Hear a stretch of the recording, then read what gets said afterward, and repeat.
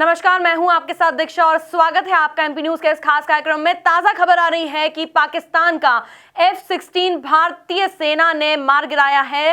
ताजा खबरों के मुताबिक मध्य प्रदेश को भी हाई अलर्ट कर दिया गया है। जिस तरह से कल एयर स्ट्राइक के बाद से लगातार LOC पे गोलीबारी जारी है, पाकिस्तान की तरफ से फायरिंग जारी है, जिसका भारतीय सेना मुंह तोड़ जवाब दे रही है। हमारे साथ जुड़ रहे हमारे संवाददाता राहुल पटेल, जानते हैं उनसे किस तरह से हाई अलर्ट जारी कर दिया गया है मध्य प्रदेश में और क्या है इसके पीछे की वजह।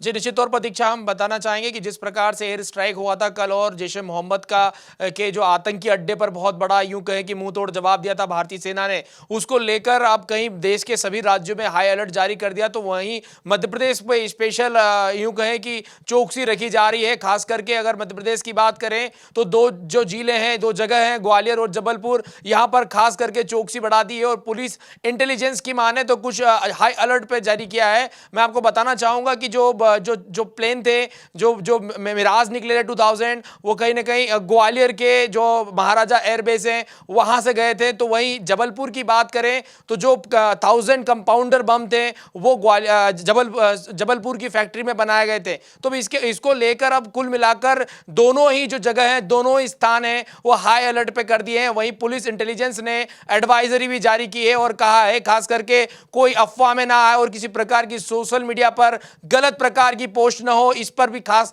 ध्यान दिया जा रहा है। और मैं आपको बताना चाहूंगा पुलिस इंटेलिजेंस पूरी तरह चाक चौबंद है। अभी गृह मंत्री बाला बच्चन का बयान आया है कि मध्य प्रदेश में जो कानूनी जो पेच है या यूं कहें कि पूरी जो तैयारी है वो मुस्तैद है और हर किसी जो सिचुएशन है उससे निपटने को पूरी तरह से मुस्तैद है। इस तरह की बात आ रही है। लेकिन कुल मिलाकर बात यह है कि मध्य प्रदेश भी अब हाई अलर्ट पर है। मध्य प्रदेश के बाकी देश के सभी राज्यों के साथ साथ मध्य प्रदेश में खास करके ग्वालियर और जबलपुर को हाई अलर्ट घोषित कर दिया गया है। जी बिल्कुल, अगर हम बात करें हाई अलर्ट की तो कहीं भी भीड़ भड़ाके वाले इलाकों में जो है ज्यादा मुस्तैदी बरती जा रही है। जिस तरह से रेलवे स्टेशन या बस स्टैंड पर किसी भी तरह का कोई भी संदिग्ध वस्तु या कोई भी संदिग्ध इंसान पाया जाता है तो उसे डायरेक्ट रिमांड पर ले जाने की जो है आदेश जारी कर दिए गए हैं। राहुल, मैं आपसे पूछना चाहूंगी, इस पूरे जो घटना है उसके बाद से अब हाई कमान ने कौन से एडवाइजरी जारी किए हैं भारतीय वायुसेना के लिए या भारतीय सेना के लिए?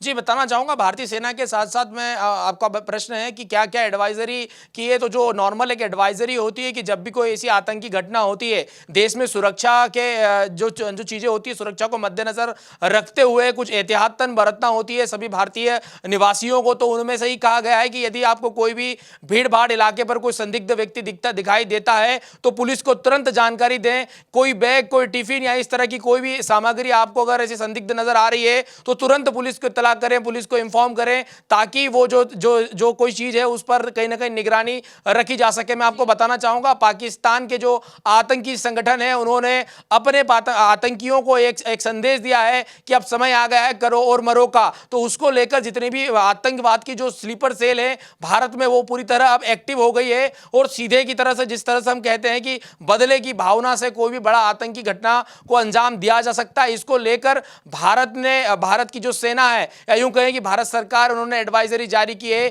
कि चाक चौबंद रहें, सुरक्षित रहें, हर किसी को अलर्ट पर रहने की बात कही है कि कहीं भी किसी भी स्थिति पर, चाहे वो एयरपोर्ट हो, चाहे वो बस स्टैंड हो, चाहे वो रेलवे स्टेशन हो, जो भीड़ भाड़ वाले इलाके हैं खास तौर पर वहां पर देखने की बात है कि वहां पर पुलिस को हाई अलर्ट कर दिया है। वहीं मॉल्स की बात करें या बाकी सारी तमाम जहां पर भीड़ भाड़ ज्यादा होती है उसे भी हाई अलर्ट कर दिया। यानी कुल मिलाकर साफ साफ संकेत दे दिए हैं कि युद्ध जैसे हालात बन रहे हैं, ऐसे में कोई भी चीज को हल्के नमल न लेते हुए पुलिस को इत्तला करें ताकि जल्द से जल्द जो आतंकवादी गतिविधियां हैं उसको नस्तनाबूद कर सके। जी बिल्कुल, जिस तरह से हमें पूरी सूचना मिली है, पूरी सूचना के बारे में हमें जानकारी दी है राहुल ने, तो उससे तो ये लग रहा है कि पाक अभी भी अपने नापाक इरादों से बाज नहीं आ रहा है, जिसका जवाब हमारी भारतीय सेना कड़ा जवाब दे रही है, मुंहतोड़ जवाब दे रही है। दोनों तरफ से लगातार गोलीबारी जारी है, जिसके लिए भारतीय सेना जो है पूरी तरह से मुस्तैद है। आगे की खबरें भी इस तरह से देते रहेंगे। जैसी कोई नई सूचना मिलती है, ताजा तरीन खबरों के लिए आप बने रहिए एमपी न्यूज के साथ।